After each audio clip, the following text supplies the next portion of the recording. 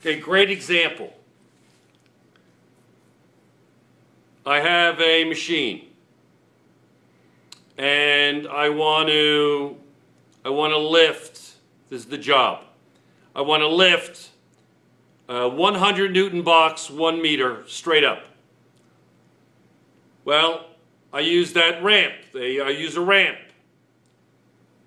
with the DI is 10 meters, same as before, the last film.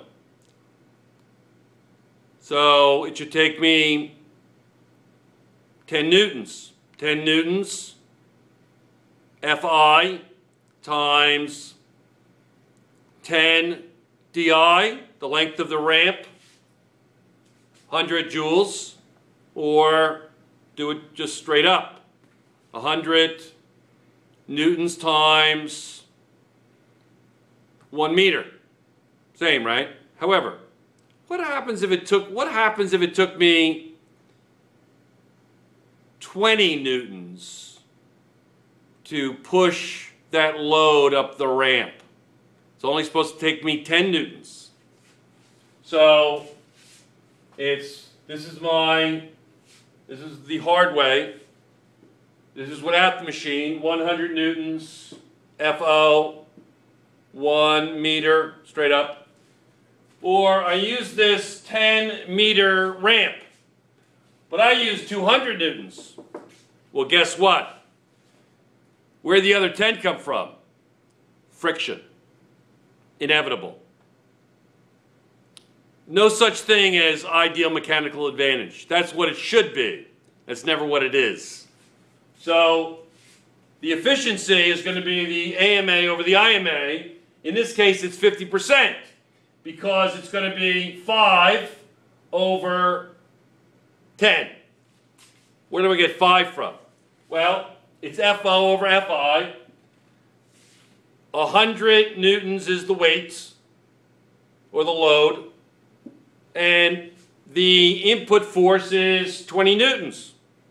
Where do you get 20? Well, that's how much I use. That's the real world. That's the machine. It's called inefficiency. Machines are never efficient. The combustion engine is, what, 20% efficient or less?